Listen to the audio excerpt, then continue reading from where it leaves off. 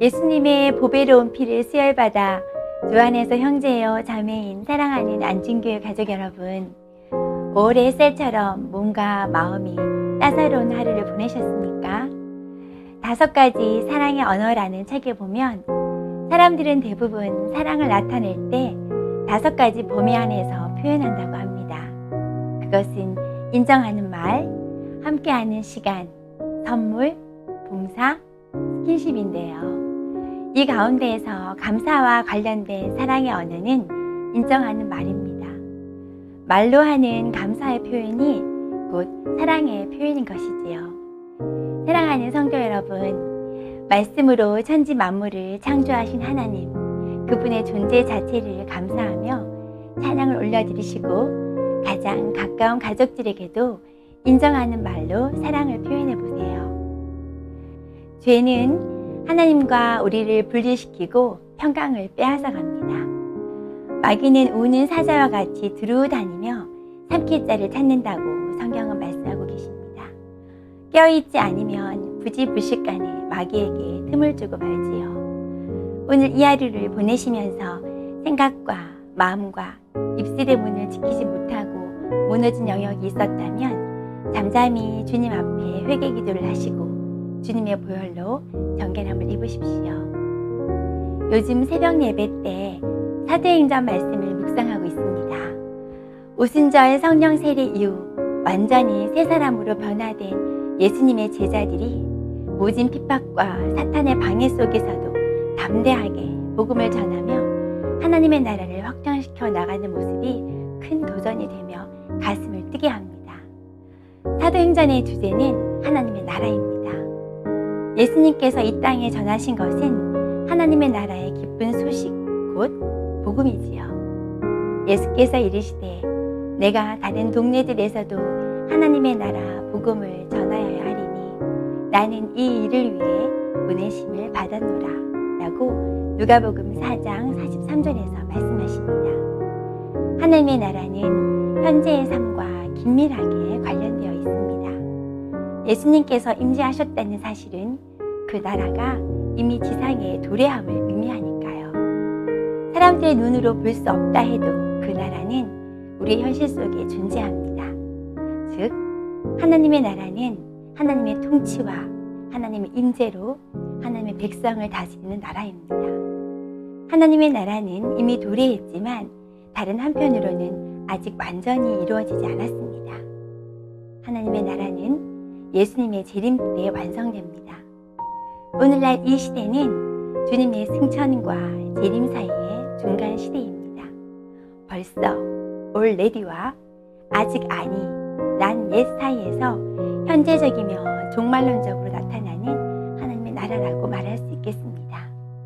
그러므로 교회는 종말을 바라보면서 자유와 구원의 복음을 선포할 뿐만 아니라 실천하여야 합니다. 온전한 하나님의 나라가 임할 때까지 교회는 흑암의 권세에 있는 자, 또 눌린 자들, 억압받은 자들, 약한 자들, 가난한 자들, 그리고 장애인들에게 그들을 자유케 하는 복음을 선포하고 죄악으로부터 건져내야 합니다. 사도행전 7장 스데반의 순교 이후 예루살렘 교회에 큰 박해가 있었고 성도들이 흩어져 복음을 전하였습니다. 빌립 집사가 유대인들이 상종조차 하지 않았던 사마리아 땅으로 건너가 복음을 전하자 더러운 귀신이 떠나가고 병자들이 치유함을 얻는 강력한 성령의 역사가 나타났습니다.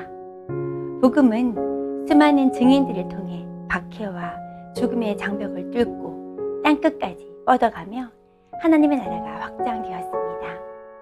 순교자 스데반의 피가 교회의 씨앗이 되었으며 사도행전 1장 8절의 약속의 말씀이 성취되었음을 보게 됩니다.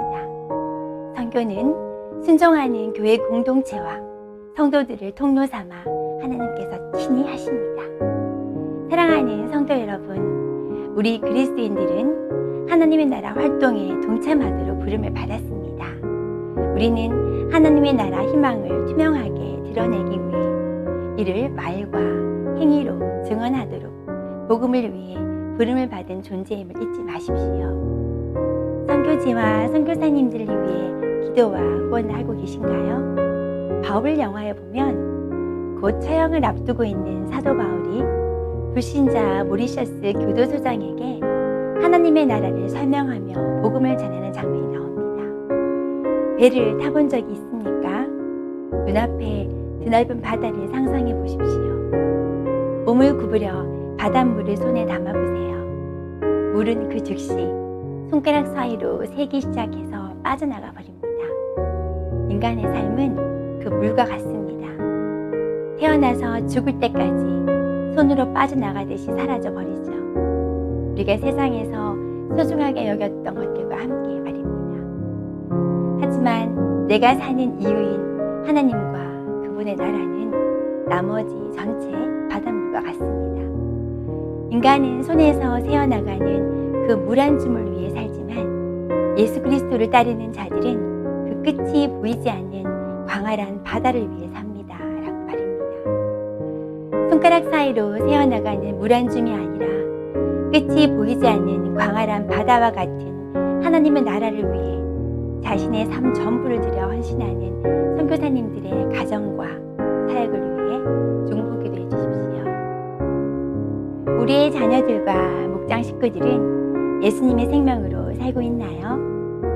자녀는 부모가 얻어야 할 한 영혼입니다. 이 말의 의미는 자녀는 하나님께서 나에게 맡기신 한 영혼이며 자녀의 마음밭을 준비시켜서 그곳에 하나님의 사랑과 복음을 심어야 한다는 뜻입니다.